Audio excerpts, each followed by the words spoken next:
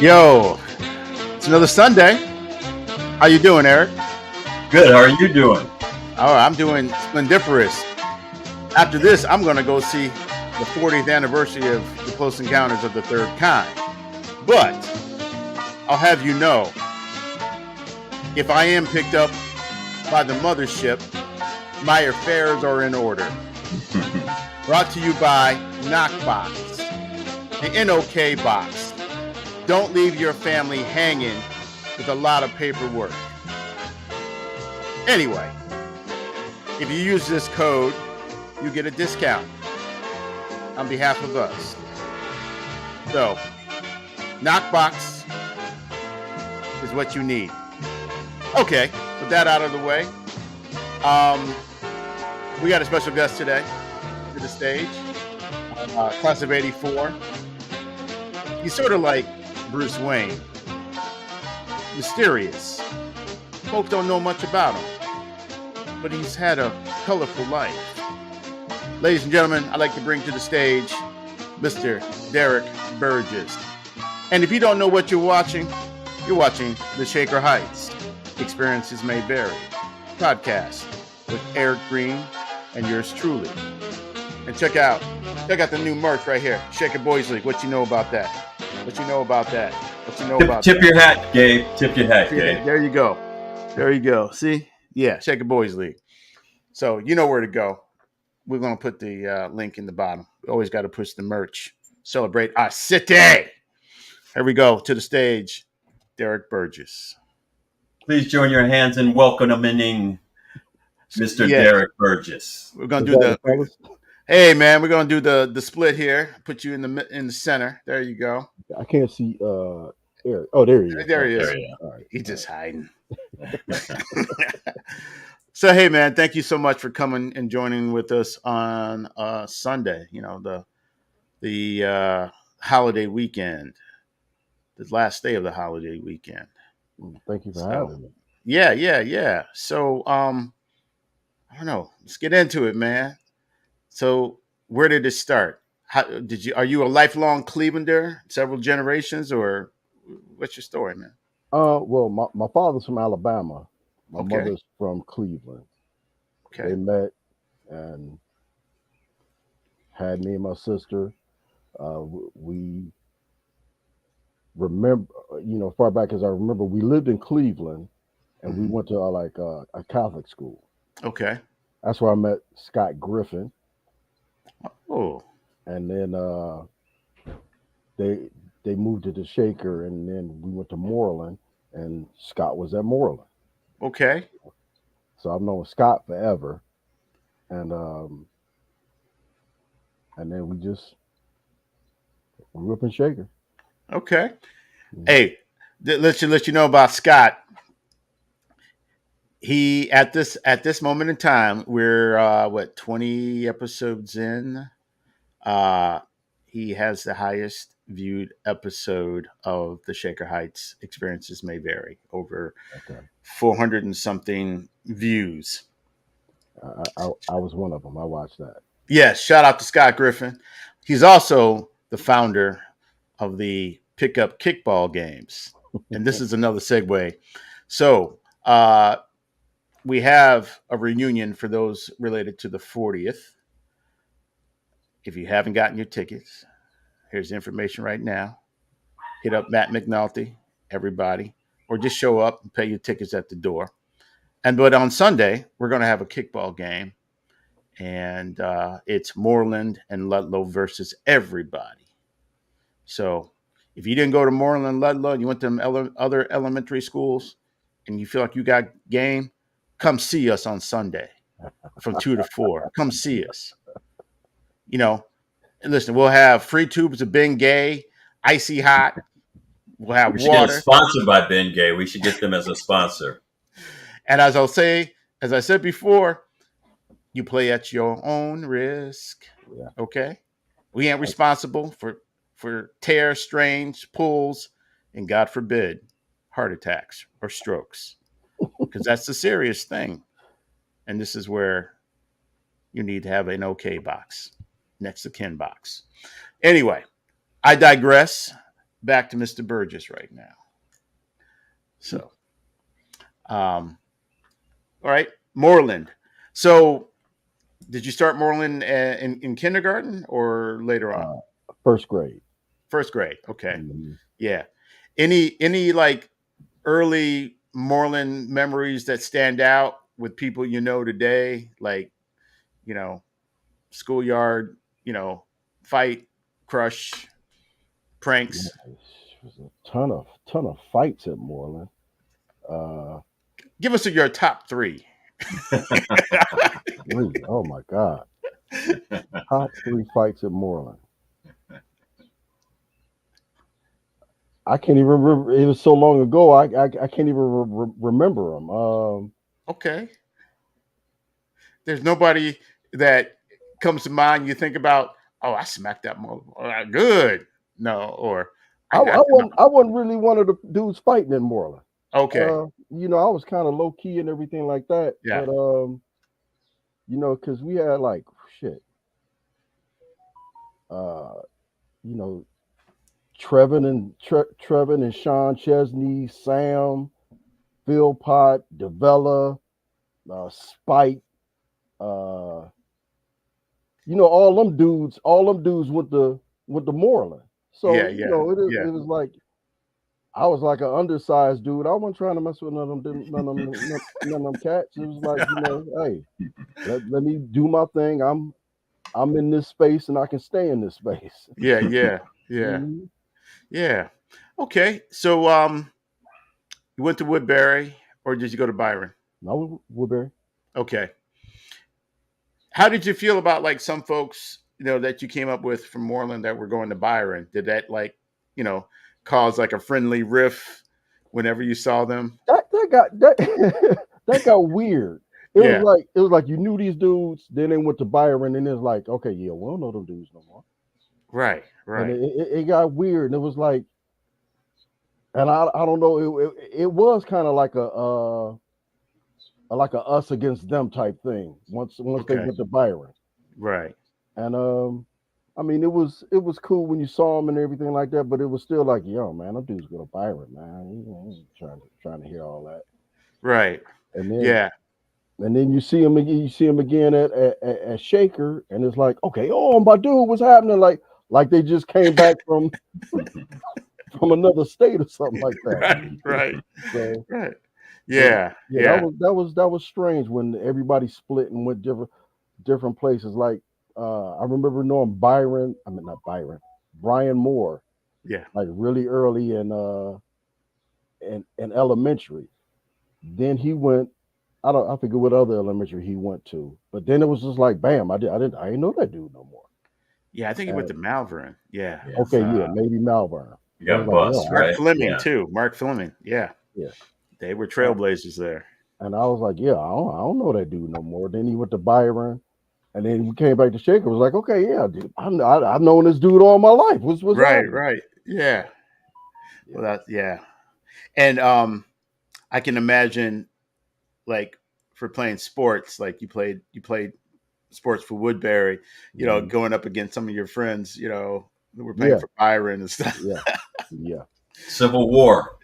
Yes. I was like, whenever you played him, it was like, yo, you can't lose this. If you're gonna lose any game, it better not be that game. Yeah, right. Against Byron. Yeah. So, what sports did you play at Woodbury or going into Shaker? What did you gravitate toward? I played football, wrestled, and ran track. Okay. What weight class for wrestling were you? Do you recall? Wrestling, when I started wrestling at Woodbury, I was like 90 pounds. Wow. Okay. And then when I was in Shaker, I only wrestled like 126 pounds. Okay. Wow. So, yeah, I was a little dude. So, wow. Okay. I think my heaviest at Shaker wrestling, what was it, 138 maybe? Okay. Yeah. Wow. Okay. And then track, did you do what track and field events did you do? I ran all sprints, but my main one was the quarter mile, Okay. the Is 400. that is it like with four people, or is that just one person once One around? person once around, and Okay. then I ran the relay. Okay. Do you recall who was on the relay team with you? The year that we went state, it was me leading off, then Ken Johnson, uh, Curtis, and Steve Smith. Wow. Wow. Curtis Owens, yeah. Wow, man. And we I wonder if finished. there's any pictures of all you all. Where'd you guys Um, place in the States? We placed fifth in the state. okay. Wow. Yeah. So we were pretty good my senior year. Yeah. So in that like state ranking, because I think at that time we had the LDL league. So Hmm. did you guys like win the LDL Oh, yeah, division? yeah, Yeah. Yeah. yeah. Yeah. Because it was us against Cleveland Heights. Yeah, basically. Yeah, yeah, and yeah, we got Cleveland Heights that year, Okay. and yeah, we were the shit in the state that my senior year. Yeah, we were the shit in the state. Wow. Okay. So Man. we were pretty good. Yeah. And you got do you have any well, I mean not right now, but do you have like any pictures or anything from that time period? If I have them, my mother has them, Okay. and I would have to like go through all her stuff to find them. I see. Okay. Me Yeah. myself, I have nothing from that period. Yeah. Wow.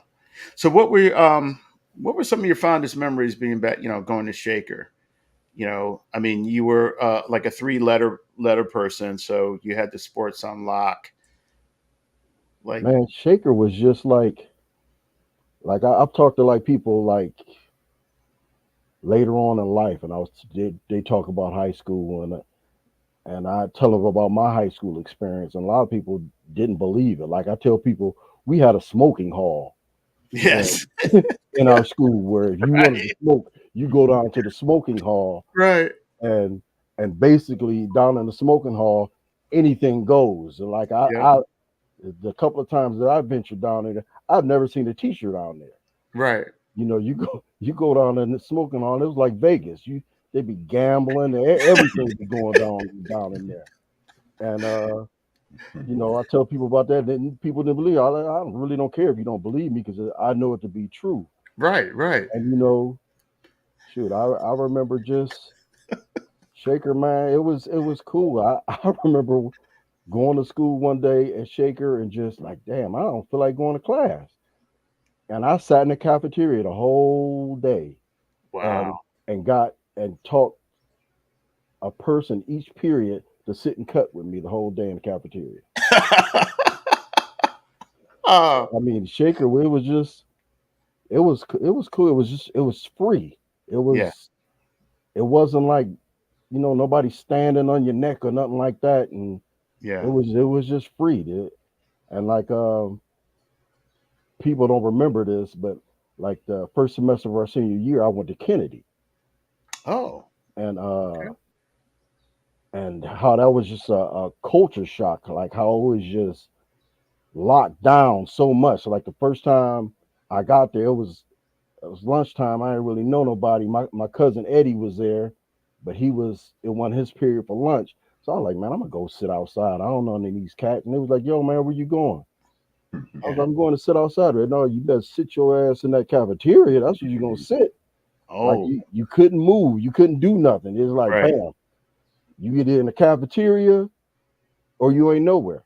Wow. So, and I'm like, a Shaker, Shaker, you find a ride, you go to McDonald's or whatever you want to do, you come back Right. and you just doing your thing. Right. Like Right. go sit Right. out in the grass or go, wherever in the wherever you wanted to be in the building, you were just Right. there. Right. Yeah, it was an open campus, and I know a Yeah, lot of shenanigans were happening during yeah. lunchtime in empty houses with some cats and their girlfriends. Man, all over that building. Afternoon delight. Yeah. All over that building. You could find somebody somewhere doing something they weren't supposed to be doing. Yeah. Yeah.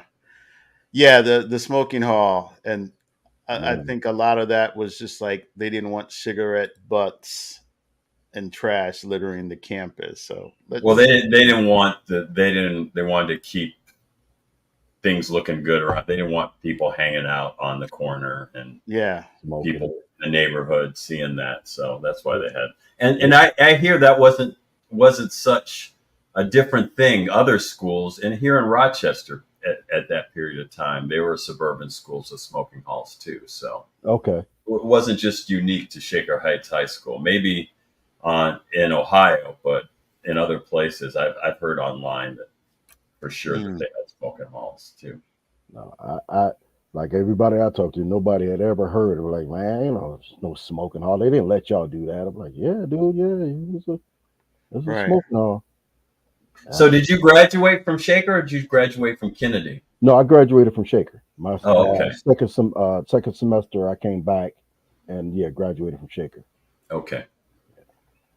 And when I got back to Shaker, it was like nobody even knew I was gone. It was, I Wow. came back, and it was like, you were gone. I was like, yeah, man, I ain't been here all semester. Wow. That's because you're quiet. People don't even know. I remember graduating from Shaker, and I went to a party next to Levert's house at somebody's house. And they said, Eric Green, I haven't seen you since 7th grade. He goes, you still go to Shaker? I said, I just walked the stage with you. That's how quiet I was.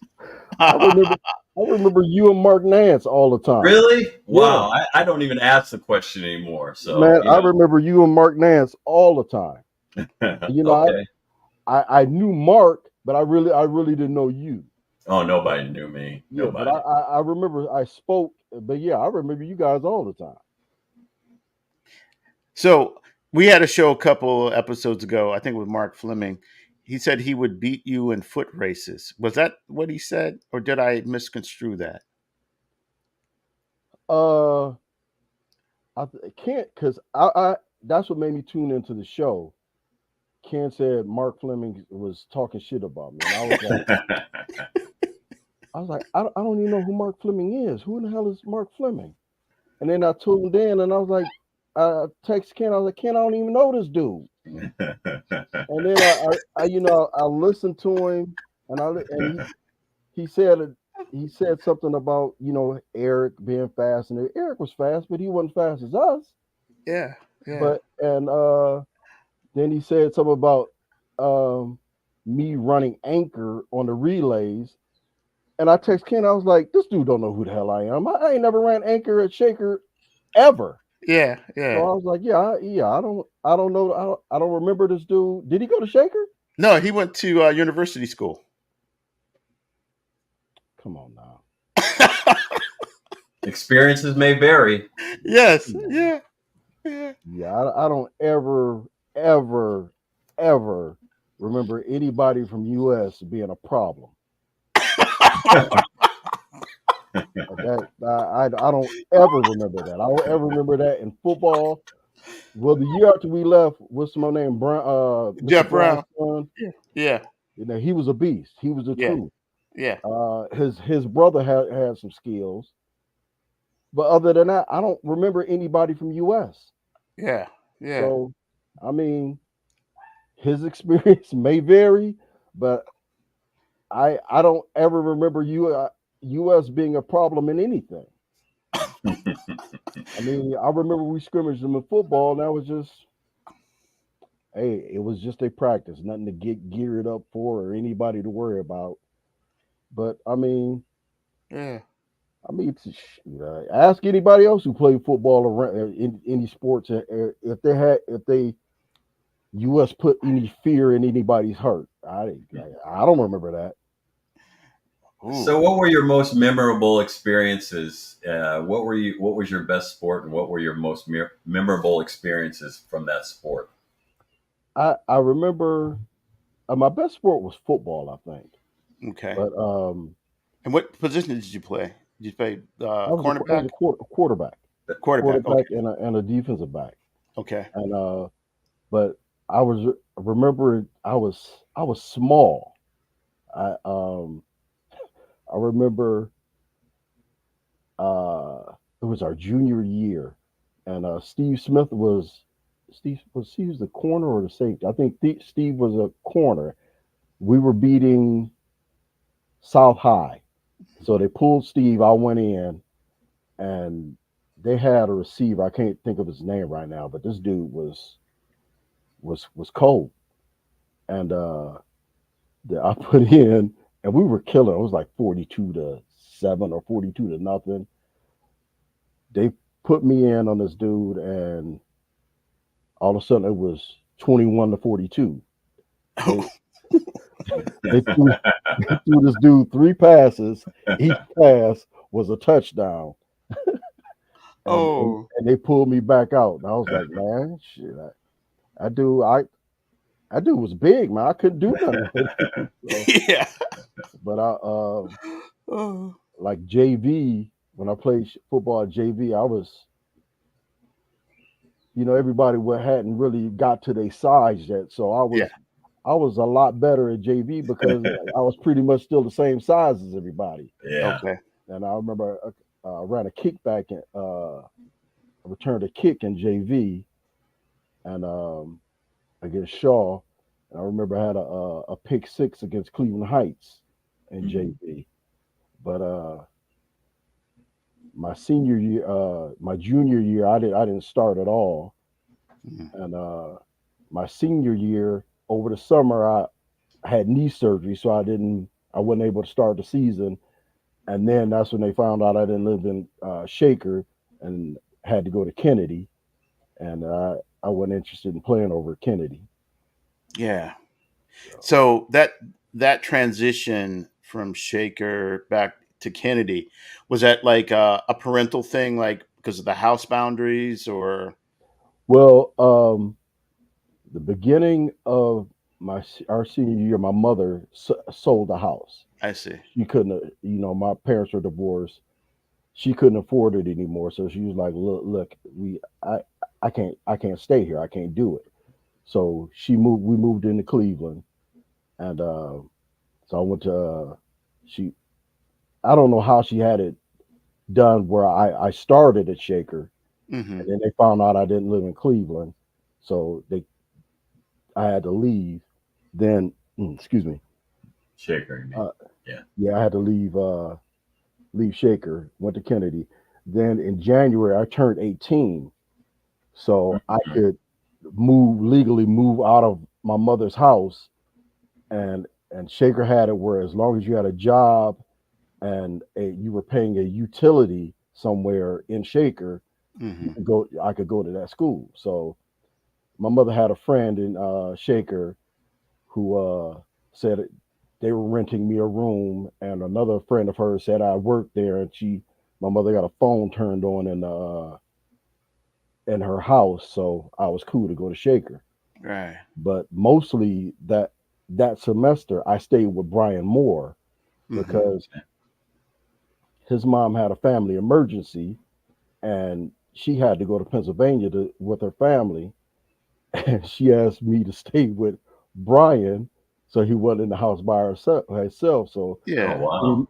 pretty much our senior year, the second semester of our senior year, I lived with Brian at his house, and it was Wow. just the two of us. Yeah. Yeah. So What it was was, that like? Or man, memories from that? it was, In the comments, oh, hold on. Where's the comment? I got to show it. Brian Moore. man, that was that was a lot of fun, man. It was.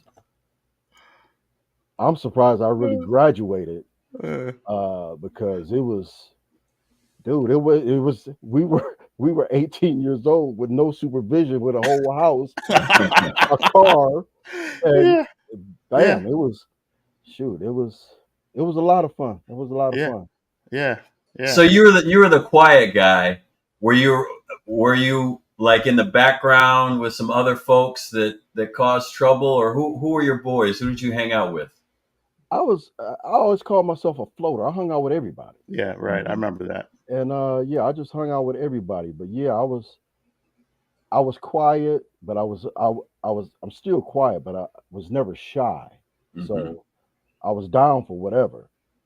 But yeah, I can't think of anybody I didn't hang out with at Shaker. I remember you came to my house with like Duffett, maybe John Miller. There was a couple of guys, and I think we were playing Atari or something. I remember that. And yeah, and Reagan got shot, Reagan got shot. and Yep. we Oh, were I remember that. That was yeah, junior high. Yeah. and we were watching it, and we were laughing, and like we were imitating the Secret Service guys and everything. And my mom came in the room, and she I remember your mom flipping out on us like, yo, basically, like, yo, man, this ain't funny. But it was funny to us. yeah, exactly. That was old hat, man. Presidents got shot all the time. We had Reagan got shot, and Ford got shot. Yeah. So hey, we're used to it. It was funny. I remember Gabe's mom was like, yo, this ain't funny. Yeah. I mean, yeah, but I remember we were imitating the Secret Service guys' reactions and stuff. Because everybody started moving really fast. Yeah. And then they just stuffed dude in the car, and it was like, damn, did that shit really just happen? Right. And it was funny. So Gabe's mom wasn't having it, man. That she was No. If we went to YouTube, we'd find an SNL skit, I'm sure. I'd be positive. Yeah.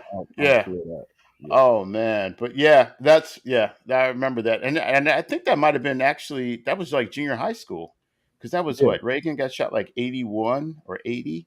I think 81. I think we were like in 9th grade when I happened. Yeah. I remember we came home from school early from Byron, and I remember we were making a joke about it coming off the bus. So. Yeah, I mean, the what do you call? I mean, being a kid and kind of being like in an environment like that. Yeah, I mean, that stuff was like, yeah. When did the space shuttle blow up? I think I was in college. I was in college with that when that happened. I thought I was dreaming. Another thing that I was like, damn, did that really just happen in front of me? Yeah. Don't they have people doing something about this that this shouldn't happen? And remember, it happened twice. The space shuttles, Challenger and the other one, both had deadly accidents. I forget the other one's name, but that was like in the late 90s. So there was 2 shuttle crashes. You know what's more sad for me, and this is, I guess I can relate to kids now that don't pay attention to the news. My worst things were when the Browns lost against the Steelers on the flea flicker when we're beating them. Flea flicker, Bradshaw threw it to Stallworth threw it back, threw it to Swan, they won, and then 86. But I was in college the worst was Red Right 88 with Sipe in 81. Yeah. We threw the interception in the end zone. Mike Davis intercepted it. That picture I sent you of Ozzie Smith just floating around. That was the first football game I ever cried about. Yeah, I cried at those. I didn't cry at the attempted assassination things, but I cried at all the football games. Yeah, that attempted assassination stuff. Yeah, that was very much secondary to the Browns. Yeah. I mean, so, like, after Shaker, I mean, what were you thinking about? Wait a minute. Before Shaker, who did you date? Did you have a steady girlfriend at Shaker? Oh yeah, do tell. I dated. Who did I date? Crystal Dowdell. She was in a year before, a year ahead of us. I remember her because Craig is going to be on the show pretty soon. Yes. Yeah, next Sunday, the 14th. Okay. Craig Dardell. Yeah. Shout out to Craig. I dated Crystal. Dated Kanoa Dixon, but that was on a real low thing because she was a senior and I was in 10th grade. She didn't want anybody to know? Yeah, I was on the low. I dated Lorna Wisham. Okay. And messed around with her friend Kim on the side. That was on the low. Okay, we got the gallery. I Or dated keep it real. I dated Angie Matthews. Dated her for a while. Okay. Quite a roster. Quite a roster. Barb Nolan. Um, who else? Who'd you go to prom with? Don't forget names. You're too far deep into it, man. I'm trying to remember. Because there was quite a few people that were on the low that it wasn't supposed to get out. And names are That's okay. Brian, you gonna fill some in, Mr. Moore? You gonna fill some in because he's Mr. Moore and Mr. Johnson probably could fill in a lot of spaces. Looks like onset dementias or selective memory. It's one of those things. So who did you take to prom? Did you go to prom? Took Barb Nolan to prom. Okay, yeah, right on. We were dating at the time. Okay, and I was I was a problem because I was dating Angie Matthews and kind of hooked up with Barb, and then I had to make a choice and started dating Barb. Okay. So that was a whole thing at one point in time. The angst of choice. The angst. Yeah. So is there going to be any problems at the reunion because of this, or has all that been solved over the past 40 years? Oh yeah, it's all water under the bridge now. Yeah. Okay. Yeah. All right. Okay. See, that Barb thing was a problem that came up being at Brian's house with no supervision. Oh. Yes. Oh. That's how that all happened. And there was a whole lot that went down. If the walls could talk. Yes. You need a spike tricorder reading. So do you have blackmail material on each other? So that's what keeps both of you in check for these last 40 years, or? Oh, me, Ken, and Brian? Yeah, you and Brian, because you have secrets that, if he says one thing, then you know. It was a big part of that too. That period of time at Brian's house that last semester, because Ken damn near stayed there too. So yeah, there's a whole lot of blackmail material between the three of us. There's a whole lot of stories between the three of us. Man, Scott had a spot too. Well, yes, right. He did talk about that. He was he was like legally emancipated and had his own apartment. Yeah. So yes, you guys were grown and wise beyond your years. Yeah. Scott had a spot too that. Yeah, but see, we kept Brian's spot on the low because we didn't want a house full of people and everybody coming over and all that other stuff. So it was just, I was really on the low. That's like the original House Party movie. Yeah. It could have been. Yeah. His sister stayed down. His older sister stayed down the street, so she kind of kept an eye on us. But so you couldn't have those parties, or did you? No, we couldn't have a party. But yeah, it was a whole lot that went on there, though. Where did you hang out? Where did you guys hang out on the weekends? What did you guys do? What was the weekend like? Well, on the weekend I had to go home because my mother said, you can stay there during the week, but on the weekend you got to come home. Mm-hmm. So basically, at that point when I had to go home, I would probably just hang out with Barb or something like that.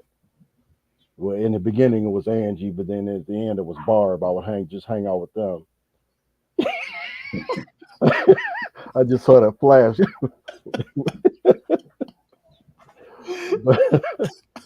Did you stay? And you stayed eligible all through this in your senior year? Or did you have enough credits you didn't have to really worry about it? No, I had to work my ass off. Yeah, I stayed eligible. Yeah. So. Your senior year, like, what were you thinking about, like, post high school? Did you have something in mind, or you were just post high? I was never like an academic kid, so I really didn't want to. I really wasn't thinking about a college where you got to buckle down and really get through this. Because I'm gonna be perfectly honest with you, I never saw myself graduating from college or anything like that. I wanted to continue to run track, so. So I only honestly I only applied to one school, Central State University, and I went down there and culture shock. Went down there and got I got put on scholarship, and probably the worst thing they could have ever did. Mm. And but yeah, that was the only school I ever it's the only school I applied to, really, because Okay. I really wasn't thinking about, okay, yeah, you got to go to school, get your college degree and all that. Because I never saw myself graduating from college. I probably, like, now that I think about it, like now, I probably should have went straight to the military. Mm-hmm. But I went Well, to I went to college and basically played for 2 years. well, if you had a scholarship to track scholarship, what was recruiting like back then? Because it seemed like a big thing. I would think Steve Smith would have gotten a scholarship, and I didn't hear too much about that back I, then. I I didn't get recruited. I walked on down there and got put on scholarship. Oh, okay, okay. Mm-hmm. Um,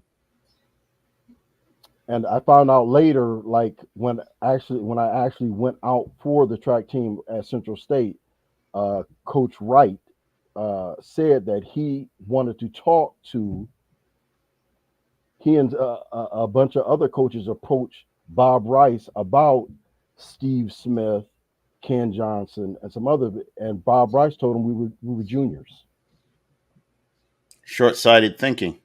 Yeah, he told him that we were all juniors, and I told Ken about that, but it, I was wondering, like, who else did he tell we were juniors?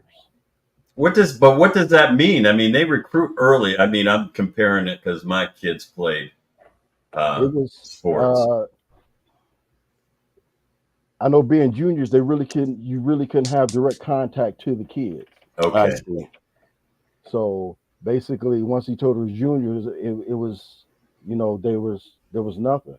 okay. So you were juniors. So you were No, juniors, we and were seniors. oh, We jeez. were seniors, because I remember walking into his office and I was talking to him about running track down there, and he Yeah. was like, and he said, we wanted to talk to you and a couple of those kids up there, and your coach told us you were juniors, and I was like, Wow. Whoa. wow.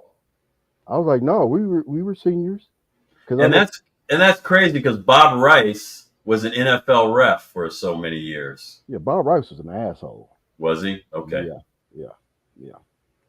So Okay, that's Mr. Rice. Okay, that's really fucked up. it is.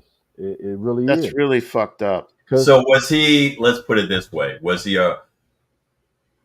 an asshole to certain complexions, or was he an asshole to everybody? Universal.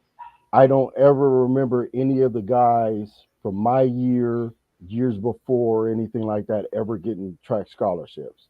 And Okay. I know a bunch of guys who went on to college and ran track Mm-hmm. and did very well. And but I don't know anybody who's ever gotten a scholarship from Shaker for running track. So God, I can't believe that because that would pad his.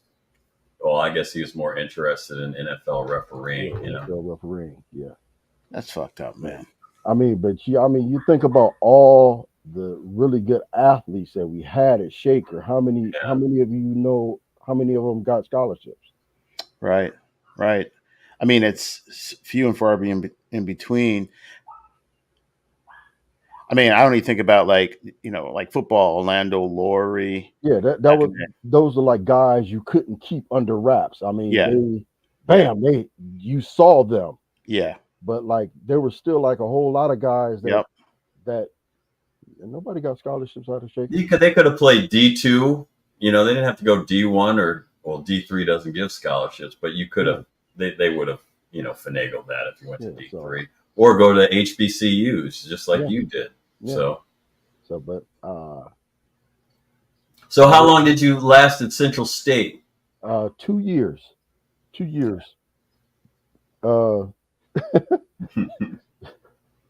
Doing way too much. Doing way too much. And that's in what, Wilberforce, Ohio? Yeah, Wilberforce, Ohio. The Wilberforce University is right across the street.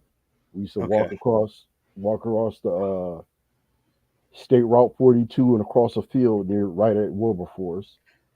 A lot of partying, a lot of drinking. Cliff Ellis was my roommate.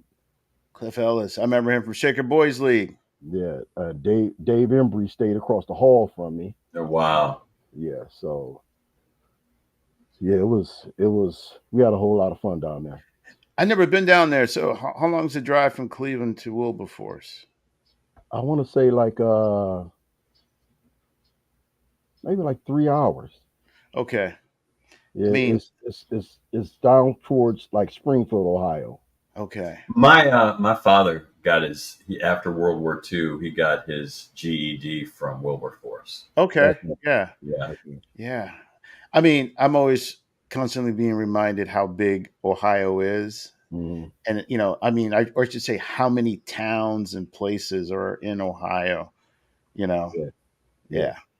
That's where Chappelle is over there. Yeah. No, He's in Yellow Springs. Yeah. Yeah. Yeah. Isn't that around the same area? Mm-hmm. Yeah. Yeah, the Xenia, Springfield, all in that area. Yeah, And Antioch College, right? It's down that way. I'm not sure. Yeah, but whatever college is there in Yellow Springs, which is like Okay, the yeah. So what were the biggest lessons that you took from Wilberforce, and what led you to your next step, and what was that? At Central was where I really found out that okay, yeah, everybody don't like black people. Mm. Yeah, was down at Central, doing our thing. We would go to go just listen to other kids and everything like that. It was like, okay, yeah, you grew up different than I did. Yeah. Okay, so you were learning from their experiences, and comparing, contrasting, which I thought maybe where you were and getting off campus, you were learning that, but you're just talking about the experiences. No, their experience and my own experience. Oh, okay. We went to a track meet at Indiana University. Oh, Indiana. Ooh. And we're coming home, and the coach said, "Hey, do you guys just want to go drive straight through? You want to stop and get something to eat?" We were like, "Let's stop and get something to eat." So he said, "Do you want to go?" He asked us if we want to go to a restaurant or just grab something. We said, "Let's grab." We were tired. Let's grab something and get down the road. So we stopped at it was a Burger King, and we're all in line. It's not. I think it's maybe like 12 of us. We're all in line, and I remember this kid from I can't think of his name, but he was from Baltimore, and this other kid from Philadelphia. They were like some people ahead of us, and they were talking to these two white girls, and basically it was just conversation. Damn, I wish I could think of his name. The guy from Baltimore had a heavy Baltimore accent, and the guy from Philadelphia, he sounded from Alabama. Was he Alabama? Is that what they call? And no, that's okay. Southern. Yeah, that's no. There's a term Bama, because my friend from Baltimore. I have to. Yeah. No, it's not. Whatever it is, it was a crazy thick accent that just sounds that it's only in Baltimore. Mm-hmm. Okay. But and the other guy sounded like he was from the East Coast, so it caught the ear of these two white girls over in line. They were just having a conversation. We were getting on the road, so it couldn't become anything other than a conversation. So two white girls got their food. They went, sat down, and then when the other two guys got their food, the girls called them over to have them sit with them. So we were getting our food, and we noticed people were pissed off about this shit, slamming shit around like God damn it and all this, throwing food around, getting up, leaving and everything like that. And then pretty much we noticed we were the only people in the restaurants. Wow. And so we're sitting there, and next thing we know, some shit hit the window. And the manager came on, he locked the doors up. We're like, what the fuck is going on?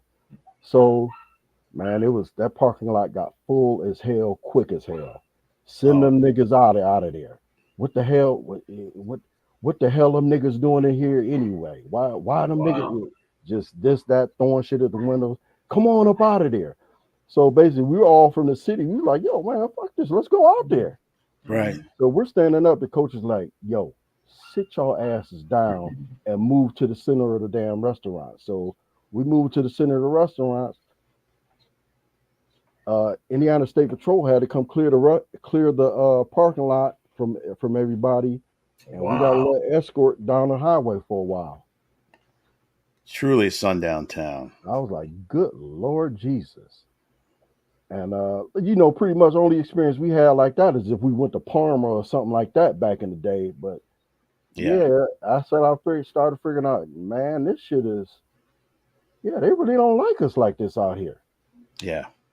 Sounds like my reality at the Feast of the Assumption with Mark Nance, if you recall from one of the early shows. But yeah, I know what you're talking about. I need to hear that story. Oh, so recap. We got to get Mark on. I asked him what he was doing. It was Saturday. And he said, I'm not doing anything. I'm thinking about going to the feast. I said, you mean the Feast of Assumption in Murray Hill? He goes, yeah. I said, dude, I'm out. I'm not, call me back if you want to do something else different. And he was going to go with, I forgot the girls. They're two Jewish girls. And he pulled up in my driveway and said, come get in. And I'm like, we're not going to the Feast of Assumption, are we? He goes, oh, no, we're not going. And anyway, if we went, we'd be fine. So we drove, and we're coming in the back end of Murray Hill. And I'm like, ducking? I'm like, are you serious? So he parks in, and we start walking up the hill. It felt like dead man walking. Everybody was looking, smiling like there was about to be a lynching. And it was quiet. Nothing was being said, but I could see it in everybody's eyes and everybody's smirk.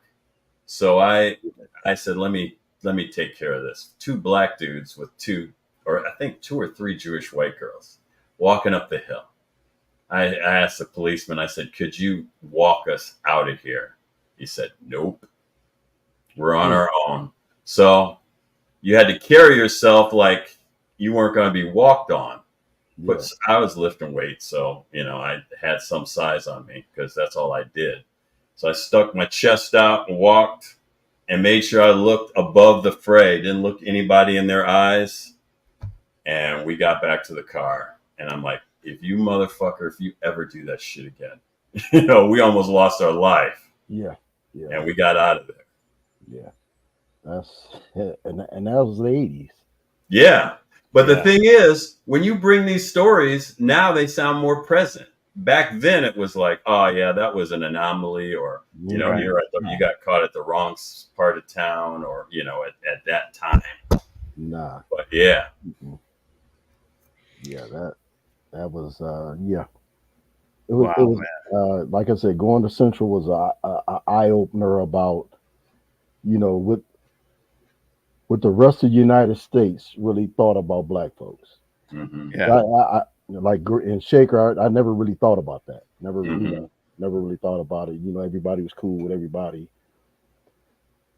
Never crossed my mind, didn't think about it. Mm-hmm.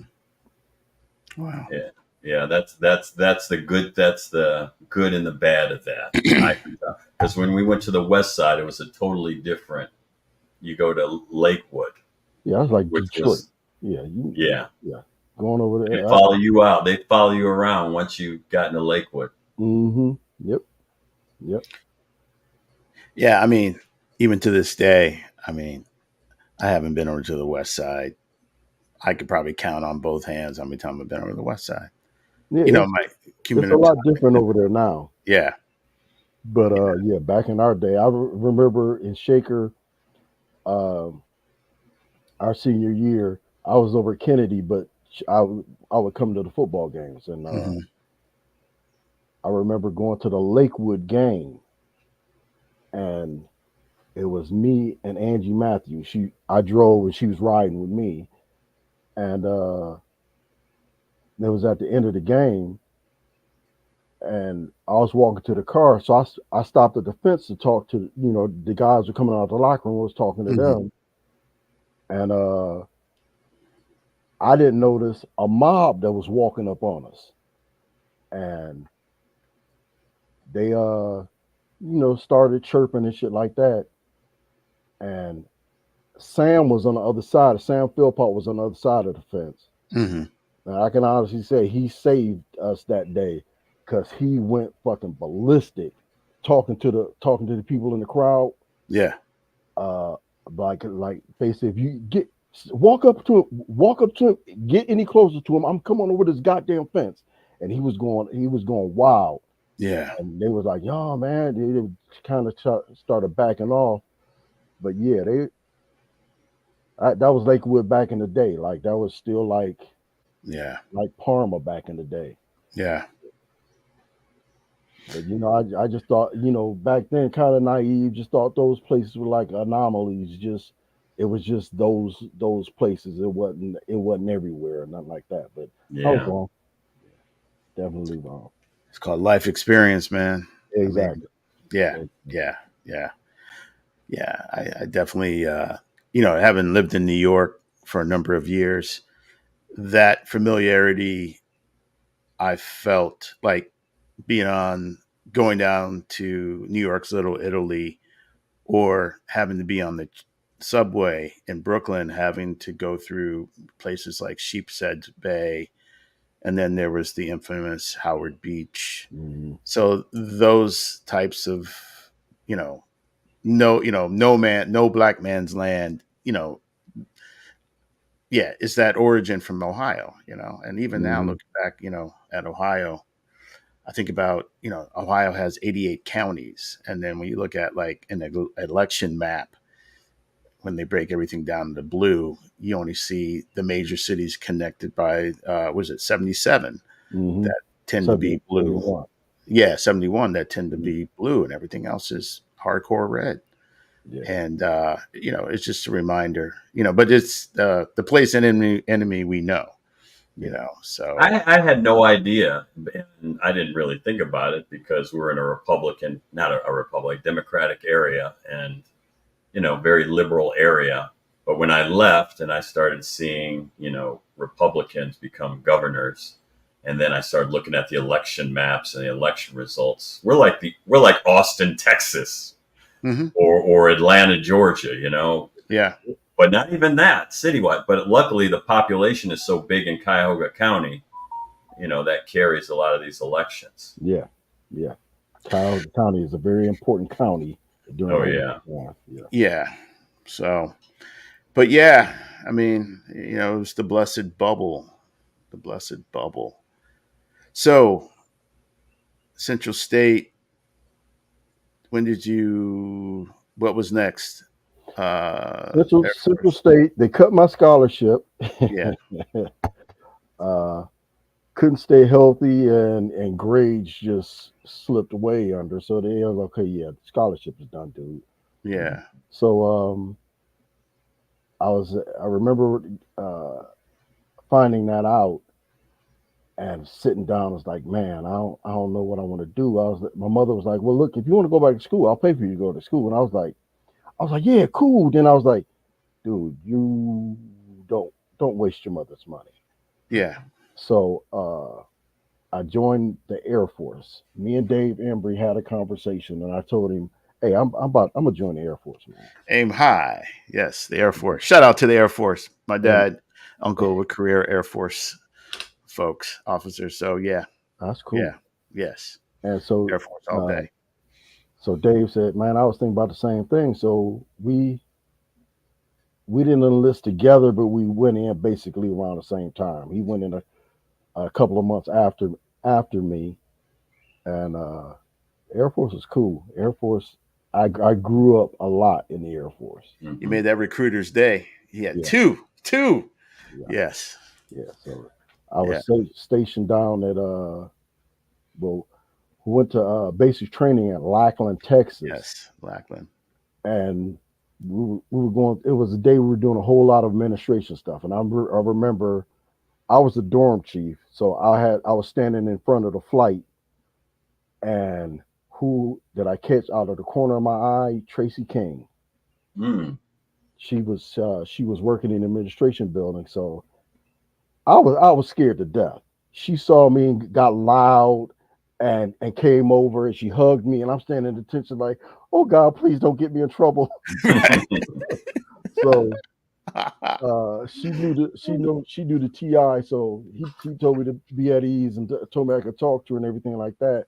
Yeah. So we was catching up and everything like that. So so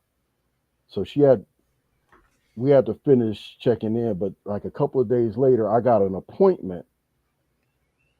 I forget what the appointment was, but it was Tracy Gate made me up an appointment just to come sit in her office and chill out for a while and just get away from all that. Oh, right on. So I sat in her office for maybe like 2.5 hours, just talking and everything like that. Yeah. Just talking. I got to relax and everything like that, and then went back. And as soon as I got back to our flight, the TI was like, "What was that appointment about?" And I was like, "Oh shit."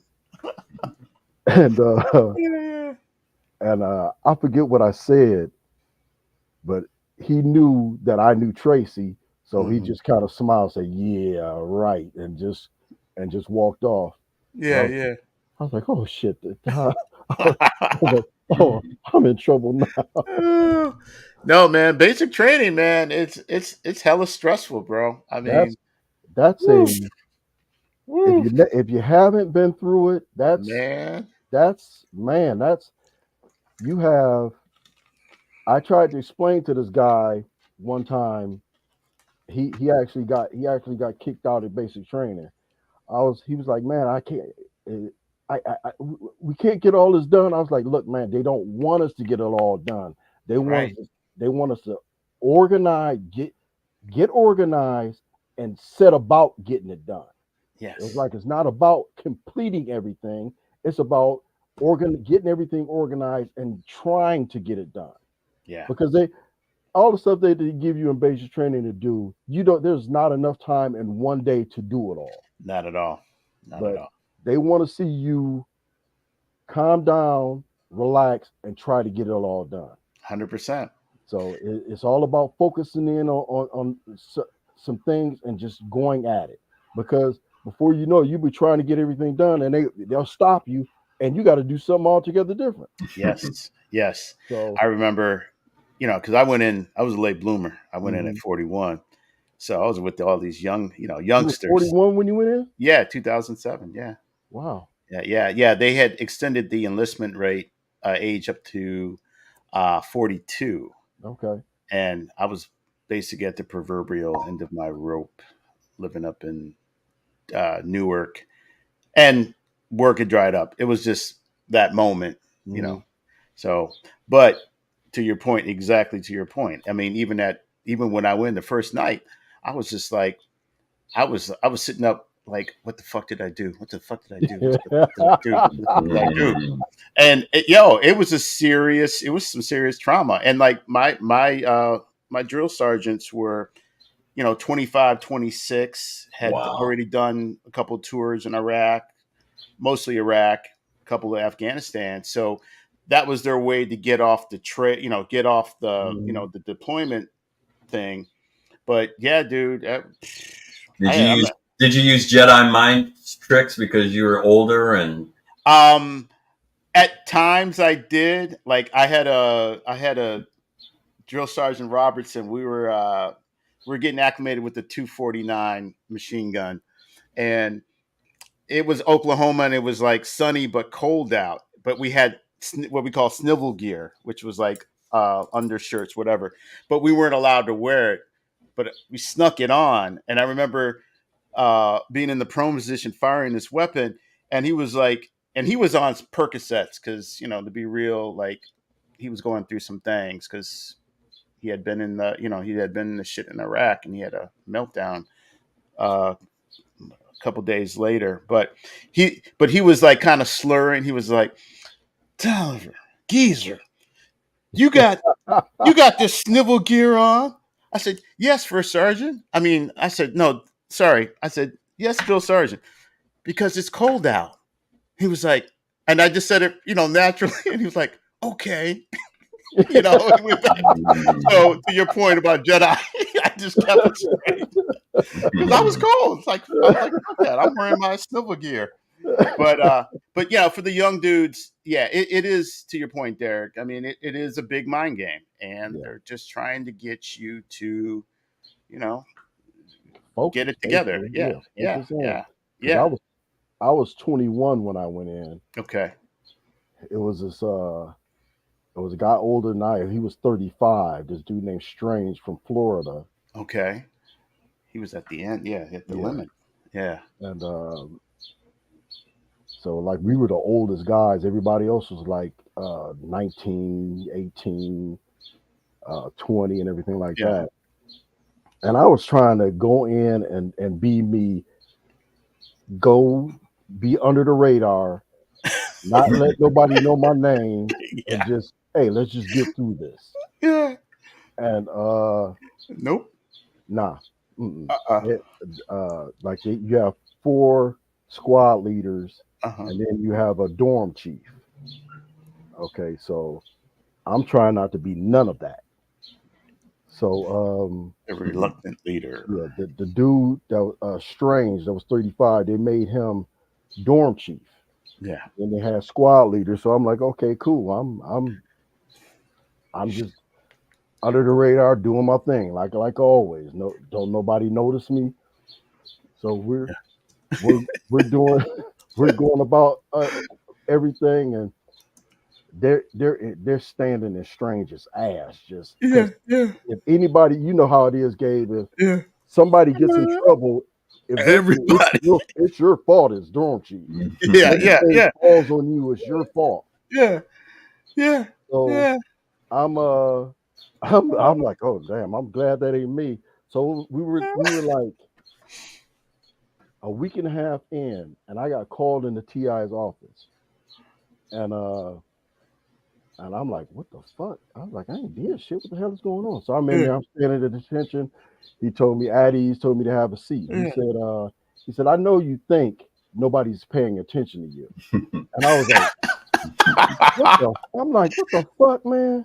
Gotcha. So he was like, yeah, I know you think nobody's paying attention to you, but he said our leadership staff here is not what it should be.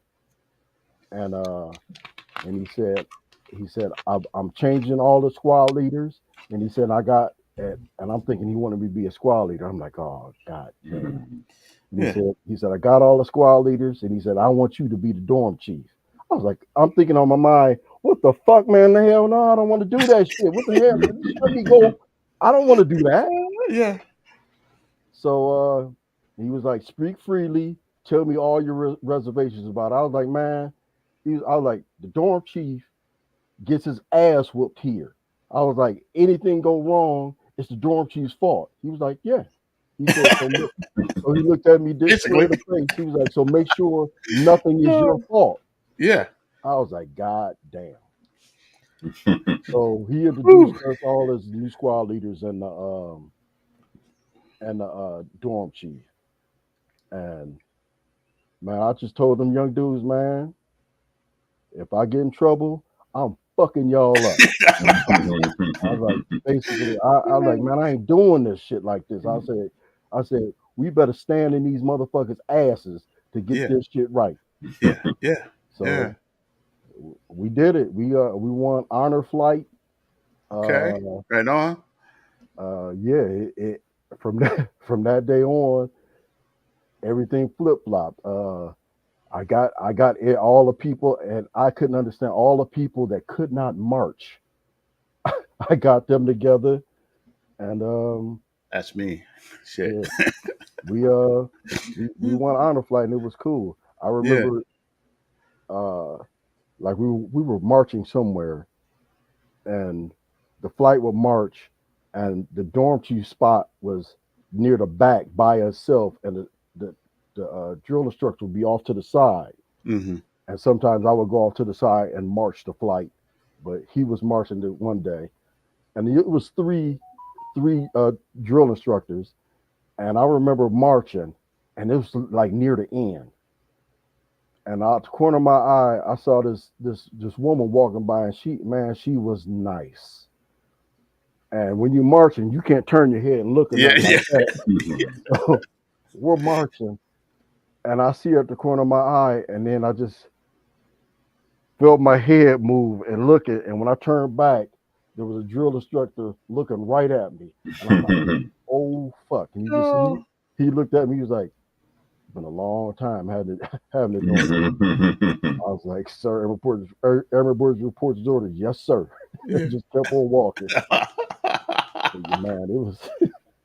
But Now yeah, everybody should experience some type of national service.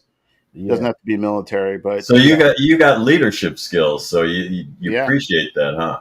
Oh yeah, yeah, yeah. Yep.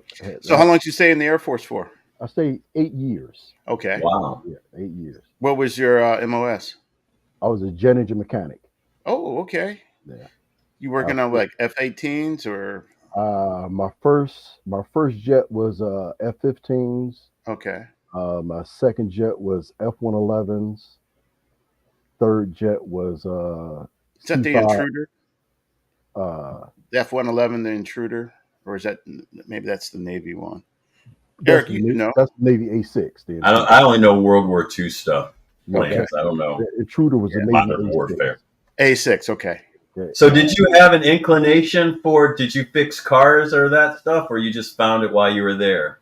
They give you aptitude tests. Mechanic was, and I, like I said, didn't do nothing with cars or anything. Mechanic was the highest I scored, Mm. and they jet mechanic and some other stuff was what I could be, and I was like, okay, let's do that. Yeah. So, Wow. So you had no idea that you had that aptitude and those skills. no, that's what I found out about myself because I never really did well in school, but I found out if I could put my hands on it, I could master it. Yeah. Yeah. You can figure it out. Yeah, if like just reading from a book, I was like Portuguese to me. But Yeah. if I could put my hands on it and do it, oh yeah, I could master it. In the military, I got a meritorious service medal for training. Mm. I took a 6 month training program and took it down to 6 weeks. Oh, wow. Wow. And yeah, like I said, if I could get my hands on it, I could do it. So And go ahead, Eric. So were you able to continue your sports? I mean, did you get your taste of sports, or were you able to continue that there in the military? Who just asked that question down at the bottom? Oh, I Brian. missed it. But no, Eric, Yeah. that was a perfect segue. Like I didn't Yeah. see what it said. Go ahead. Oh, let me flash it again from Brian Moore. Okay. All right. Yeah. That was perfect segue, bro. While I was stationed at Langley Air Force Base in Virginia, Mm-hmm. they had a semi-pro football team, like right outside the gate, and if you were in the Air Force, you could play if you wanted to. So by then, now I've grown into my body. I'm 6 foot. What was I? I was like 192 or something like that. Mm. So I had a little size. I was like, you know what? Let's see if we can still play football. Yeah. So I went out and I made the team. I didn't start anywhere. I was third string quarterback. I was the number 3 receiver. Oh. And that's how it went throughout the season. Then near the end of the year, a lot of DBs were dropping, Mm-hmm. and it was a guy named C.D. Thomas and Jaron Green. Both of them had played football. C.D. played for, I want to say, Fayetteville. It was a HBCU school, Okay. and Jaron played for, I forget who he played for, but they were really good. I was like, you motherfuckers should be in the NFL. You motherfuckers are great. Yeah. And then there was a dude named James Bird. I forget what school he played for, and Gary Batello. For some reason, they liked me. They were on defense, but they liked me. Mhm. So they were like, man, you need to play defense. You need to come over and be a defensive back. So they pulled me aside. And we kept on doing like DB drills and DB drills and everything like that. And then CD got hurt when we were going to the playoffs. And there was another guy that was second to CD. He was like, "Nah, man, put Burgess in. Let Burgess take my place." Oh wow. Okay. So we practiced all that week, and he was like, "Okay, let's do this." So we lost our first playoff game, but I had a really good game. I had one interception, a bunch of tackles, and everything like that. So that ended that season, and in between seasons, I got orders going to England, Okay. and I'd already heard about it and everything like that. But over in Europe, the bases over there had football teams, and it was a really big thing for the base commander because he was basically like the owner of the team, Yeah. and it was a ribbon on his vest if he had a good team. So I went to got orders to Upper Hayford, England, and like before I was like, man, I don't know if I'm good enough to play over there.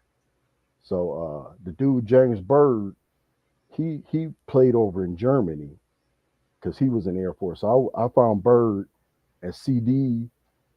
I talked to CD and I talked to Bird. I was like, man, hey, y'all think I'm good enough to play over there? And they was like, hell yeah. Mm. So CD got in touch with somebody who knew the coach for Hayford, and they called. They were already playing. By the time I got there, they had played one game. Mm-hmm. So I went. He made a call for me. So when I got there, they gave me a tryout. And they said, okay, yeah, we'll keep you. So it was kind of a repeat about like it was in Virginia. Throughout the whole year, man, I was so buried far back on the bench, it was unreal. And I kept on working with what was my man Benson. Benson played football in North Carolina, and he fell out of school, joined the Air Force. They sent him straight over to. He had been playing over there for years. Mm. So got with this guy named Benson, and he was, we would do our DB drills and everything like that, and then we the team would get together, and like I was so far on the bench, I would just that was my practice. I would do nothing, but then I would still still cover receiver, and Benson was teaching me stuff and everything like that. During the playoff, we made the playoffs. They were putting in a new offense. Benson said, "Hey, Burgess, stay here with me. Let's cover the receivers after practice. Just give them a look." So I was like, "Okay, cool." They had a guy named Arthur Jones. We called him Brooklyn, and this motherfucker was big. He was fast. I was like, man, is amazing to me. Yeah. So Benson was like, go get on Brooklyn. I'm gonna take a young blood. Yeah. So they're putting in offense. They throw a pass to Brooklyn. I knocked it down. Okay, so they run another play. They run a couple other plays. They throw another pass to Brooklyn. I knocked it down. So they run some other plays, and they threw another pass to Brooklyn, and I damn near intercepted it. So the coach, the coach was like, "Brooklyn, quit fucking around and catch the goddamn ball." So I'm running back over to where Benson was, and Brooklyn was standing there with his hands on his hip, and he was looking down at the ground. And he was like, and then he just yelled out, "How can I catch the motherfucking ball and this motherfucker's all over me?" Yeah. There it is. I kind of looked back at him, and I ain't think nothing of it. But the next day I was at work. Now, every team has a colonel that travels with the team. Okay. So the offensive coordinator, Coach Bipp, and I can't think of the colonel's name, but they came into where I was. Our hangar where we fix engines and everything. They came in. I saw him walk in. There was an old dude that worked there named Sam Warnick. He used to play for Hayford. He had a big dude. He was a middle linebacker. I figured they was coming in and talk to Sam. I don't think Right. nothing about it. So I'm working, and Sam came up and tapped me on the shoulder. Hey man, come on, we somebody want to talk to you. So I walk into a back office, and there's Bip and Colonel, and At ease. yeah, exactly. I popped to attend at ease, and the Colonel patted me on the shoulder and said, "Hey, you're doing a good job." And he walked out, and Bip was like, "Hey, look, man, we've been looking at you. You got one shot today at practice. We're gonna give you one shot. We're gonna give you a damn good look. Fuck it up, we're not looking at you again." I was like, all right, cool. So they left, and Sam was like, I heard, Sam was like, he had a real gruff. I heard you've been doing some work out there. I was like, hey, Sam, I'm trying. He said, I heard you fast as hell. I was like, yeah, I got some speed. So we get to practice, and I just said, fuck it, show your ass. And Yeah. that's what I did, and got a lot of time playing in the playoffs. That was my first year there. Got a lot of time in the playoffs, and did a good job. The next year I was a starting corner, and they also have a British league that's separate. You make it in the British league. The British leagues will pay you money. Oh, okay, yeah. So I got an invitation to come out and play in the British league for this team down in Bristol. Oh, okay. And rich music scene there. Yeah. And so I played first I played for Oxford, the Oxford Saints in the British leagues. Yes. In the British leagues I played quarterback and safety. Okay. And then the next year I played for the Bristol Aztecs. And you have such the British sounding last name, Burgess. Yeah. I couldn't understand nothing the motherfucker said. And so I played football in the British leagues, and I played for the base. Okay. Yeah. Man. And like the British league, you guys like went around to where like Germany, Spain, and other places. No, British league played all around Okay. England. Now All you made it to the championship. Wow. For the Air Force, you would go to Germany or Germany, or the champion of the German league would come to England. Yeah. So it was like that. We the 3 years I was there, we made it to the UK championship game and lost all 3 times. Oh man. So how many years did you play football, and how long did your body hold up? By the last year there, because I was playing for the Air Force League, the Military League, and the British League. The last year there, and at each season, like the American season was a regular time. The British League didn't start up until January, and it went right into the American season. How many games were you playing a year?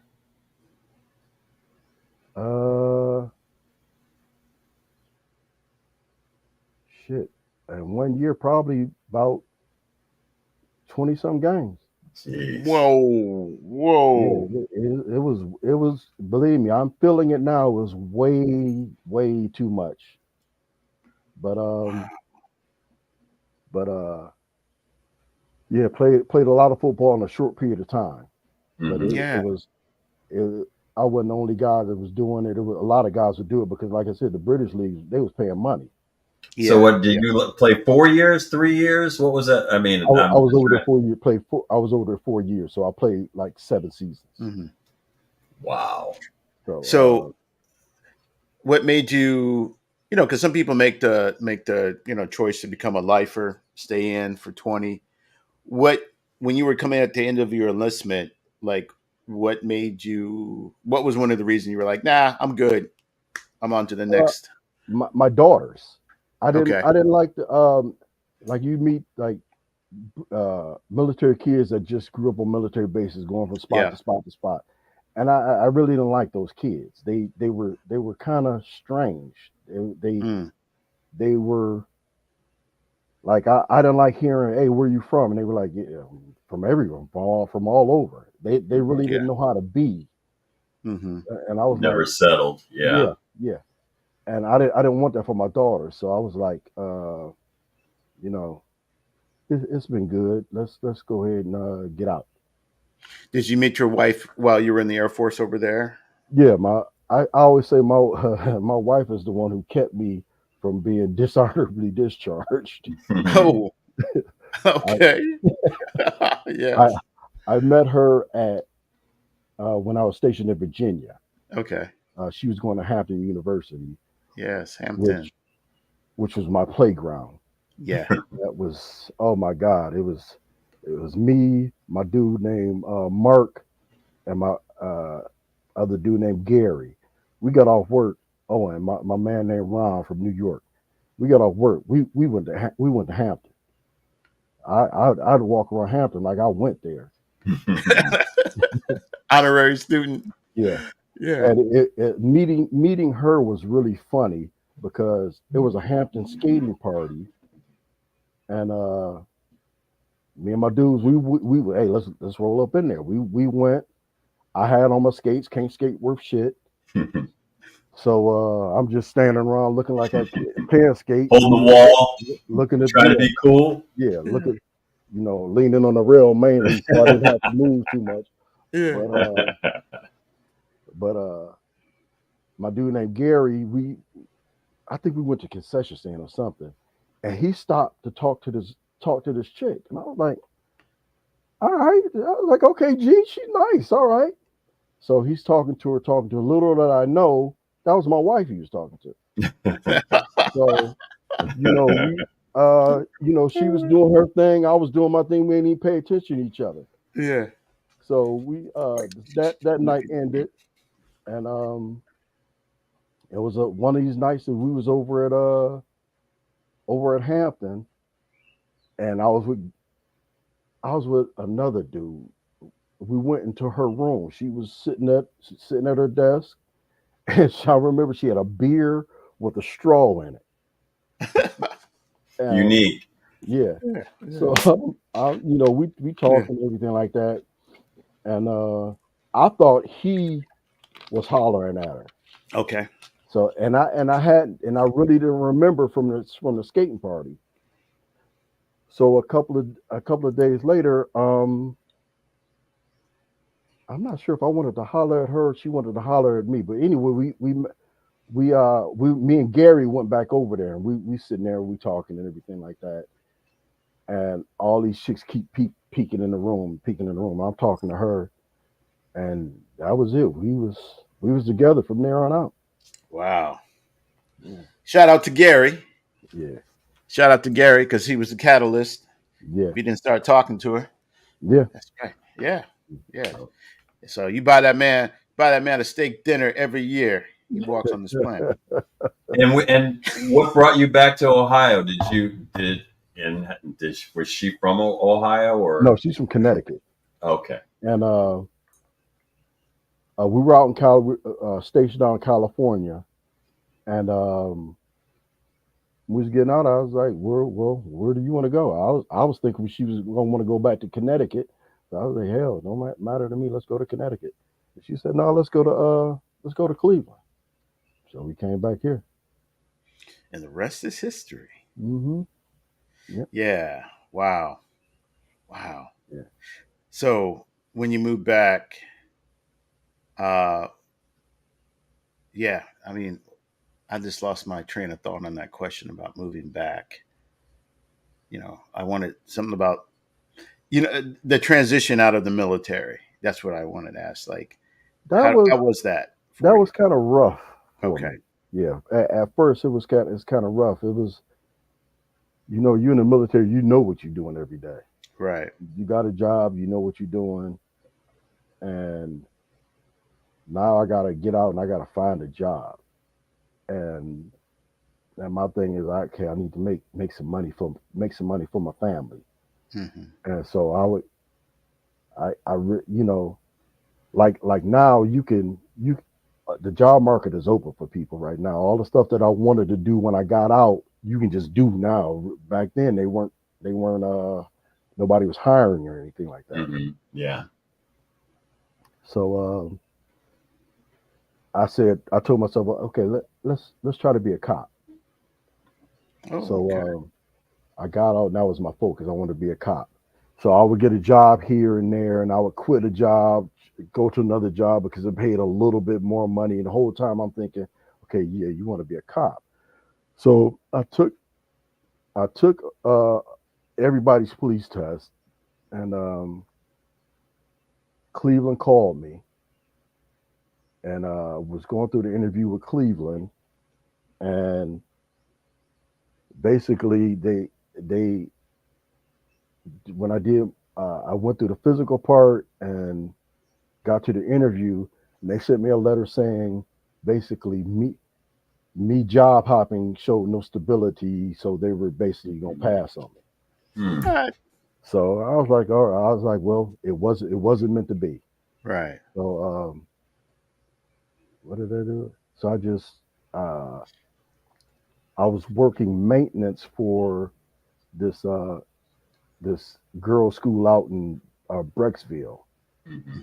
and then I started uh, was looking in the paper, and Roto-Rooter had an ad for plumbers. Hmm. Oh, They yeah. wanted to, Okay. they wanted plumbers. So I jimmied a resume and got hired and learned plumbing. Eventually, I got my plumber's license, Oh, right on. and Yeah. just started doing my thing. And then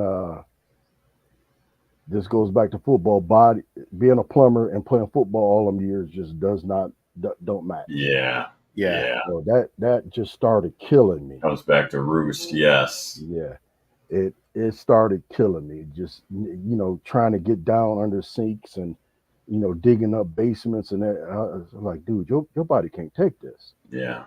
So I got into had a friend who got me into a company for CNC machining, Hmm. Hmm. and then the company sent me back to school for that. So I was running a CNC lathes for a while, and they uh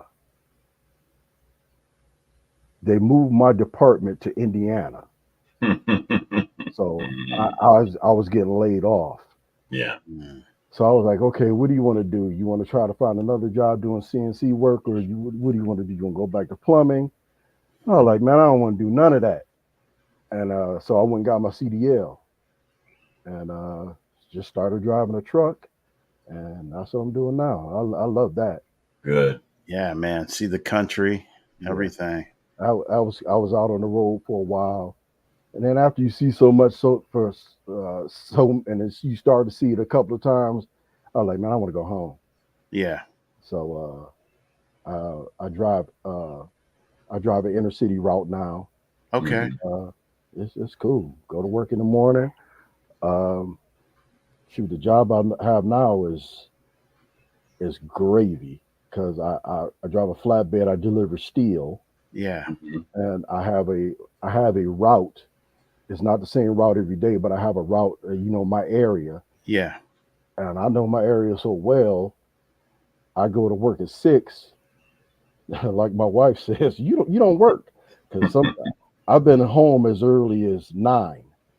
Wow. Wow. Yeah. So and I'm paid for the day. Yeah. So Mr. Efficient. yeah, yeah. Yeah. So I'll be doing that until I stop working. So do you deliver over there to Cleveland Cliffs? Which side of town is that on? I think that's like kind of between the east and the west side.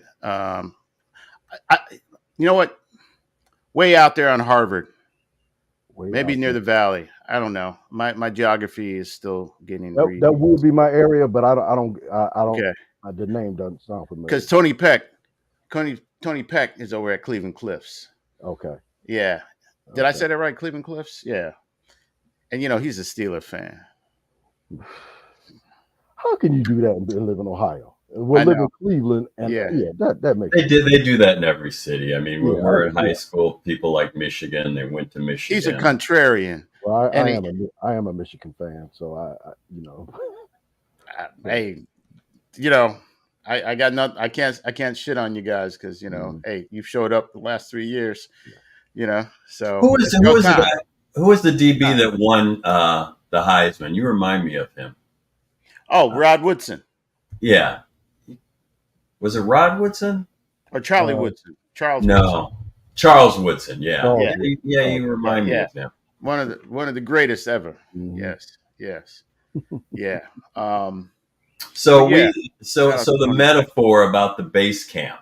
Okay, you've had tons of experiences, um,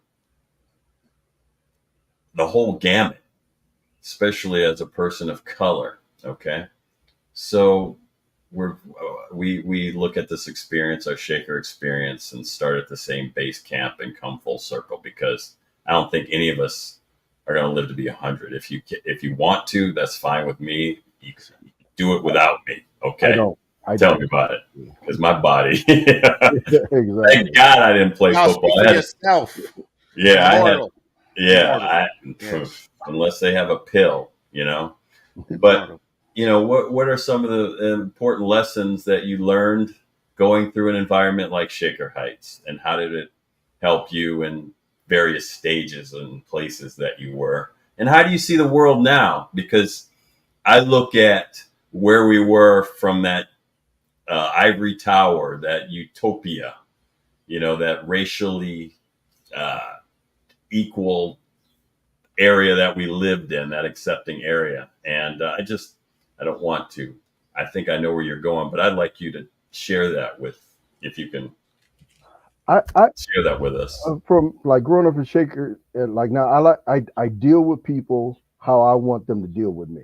Hmm. I try to approach everybody with kindness and be friendly and everything like that. But if you want to take it another direction, we can do We could choose violence. that. Yes. But because when we were at Shaker, I didn't. There was no need to be shitty to anybody or anything like that, or look at them, but that, like, oh, you're different or anything like that. And that's the way I try to, meet people now and do it now. Uh, but and most of the times, it's it's it's it's returned when you do people like that. When Mhm. most of the times, I meet somebody, I try to be calm and kind and calm and everything like that, and it's return. Mhm. And you asked, what do I think of the world now? Well, let me go back because I saw a similar situation that you were in when I was in Michigan. Um, I I love baseball, so I decided to donate my time to Benton Harbor, which was literally across the river from St. Joe, Mhm. Michigan, which I worked at Whirlpool for a while. And I went to help with the high school. And I noticed a very similar experience that you experienced at JFK. The kids were treated like they did something wrong before they even did it. Yeah, That was your experience in the cafeteria. yeah, And then at Shaker, you were treated more like everybody else. yeah, So Adults. it dictated how you saw the rest of the world. So I have a friend that went through college with me, Cleveland Institute of Art, and he went to Shaw High School. But after graduating, he didn't have the code switching skills that we got at Shaker. So he didn't know how to really deal with anybody other than his folks, black yeah, folks. yeah. So I was thinking, did you find that, or are you aware that that was even a skill that you possess? I'm very aware of it. I'm very aware of it because I've I've been places where I didn't work, and like if I make delivery, so I may be standing somewhere talking to somebody who works there, and people will come up to me thinking I work there. Mm-hmm. And you could tell a lot of black folks will see a white guy and a black guy, and they'll just beeline to the black guy. And I'll be like, Mm-hmm. hey man, I don't work here. This is this dude. He works here, whatever. And basically, like if I walk into a place, I don't care who it is. I tell them what I'm here for. Hey, I'm here to do X, Y, Z. Who do I need to speak to? Right. Instead of seeing somebody, a black guy, white guy, it's like, okay, who do I need to speak to? It's not, I don't go to one person or anything like Right. that. Right. And I don't have any problem with talking to white people or anything like that. White people, Indian people, whatever. Yeah, I have no problem with it. Yeah, but I do see what you're talking about. Yeah, a lot of people that grew up not in that environment, they're only on they're it's just like white folks, country ass white folks. They're only comfortable with talking to white folks. So that's who they want to speak to. And shit, I dealt with that when I was doing plumbing, because we would go out to like uh Magador to do jobs and stuff like that. And Yeah, that town. Yeah. I was a supervisor at Mr. Rooter Plumbing. Went out to Magador. One of the guys called me out to Magador about a job they were doing, and the guy they were doing the job for didn't want to speak to me.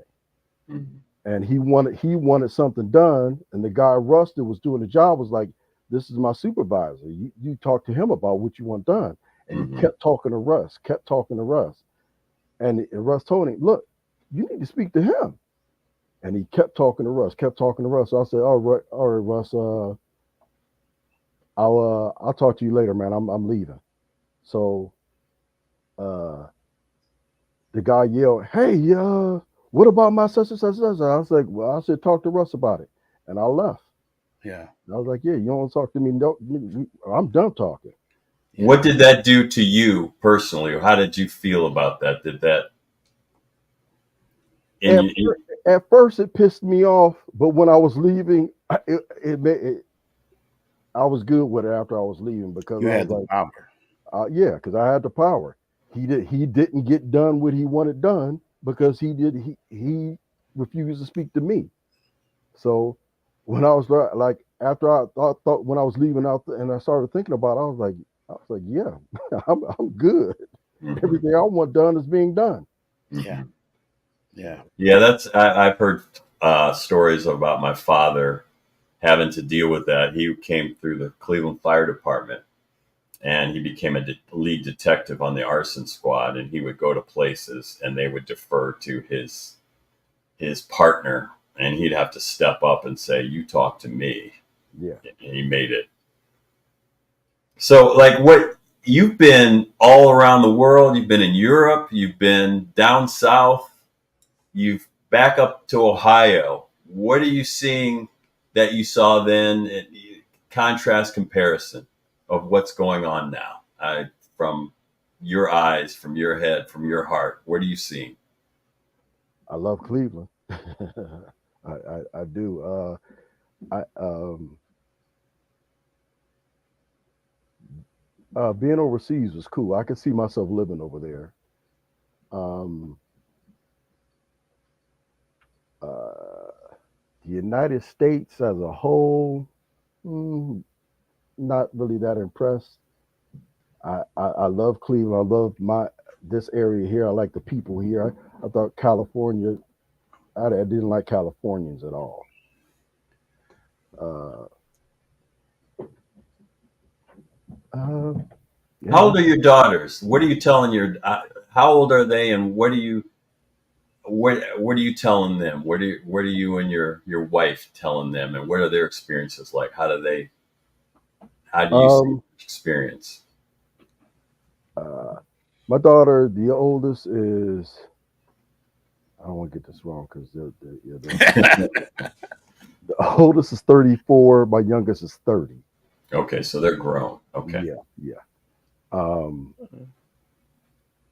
they're wonderful. I, we you know they they got their own opinions about things, and excuse me, they're yeah, shit, they're kind of raising us now, so uh they're really well-rounded women. um they understand what's going on, and like we've always taught them, treat people with kindness until they prove that they don't need your kindness. And yeah, it's basically that. Yeah. So, you're going to the reunion. um I haven't bought my ticket or anything yet. Okay. um I just asked my wife if she wanted to go. I don't remember if she said she wanted to go or not. Brian told me I was going. Yeah. uh yeah, I'm pretty sure I'll be there though. Okay. So, is there anybody? Eric usually asks this question. Is there anybody you think we should have on the show? Ken Johnson, Brian Moore, or David Embry. Okay. I want David and I have lots to talk about. Yeah. And Okay. didn't he wasn't he's into comedy, or he was. Yeah, he He was. either He managed Hurricane or Earthquake. I always mix the two had up. Earthquake. Okay. He's lived a very interesting life. Yeah. Okay. Yeah. So we got to get him on. Got to get Ken Johnson on. Sheila Knight Grillo, Cheryl Bullock, Ben London, Daniel Stark. We got you. We got Joe Klein, or Joe Solo, aka Doug Klein. Hey, we got you. We got you. Eric Smith, Steve Smith, all that. We like church. We're on Sundays, and so yeah, Preach your gospel. That's yeah, why. yeah. So don't worry, we haven't forgotten about all of yous, and we're getting you one at a time. And check out the merch. Look at my brother Gabe. Show him your right shoulder. Oh, that's right. That's right. This is my right. I'm camera opposite. See, this is Eric and I's thing, the Shaker Garment Company.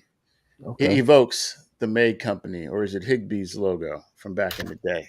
Not intentionally, but Not it just intentionally, happened. but that's But hey, but yeah, for those who know who played, this was like one of the first uh, proto Facebooks, Boys League, Cub Scouts, Girl Scouts, all that stuff. It's like, And people are tuning out. That was the socialization. That's where. Did you play Little League baseball? People are probably, as soon as I say Shaker Boys League, people start to oh, tune I out. know. So I know. Derek, did you play I, when you were I was coming not up? was not a baseball player. How did you escape that? I had no skill in the sport. That didn't stop anybody else.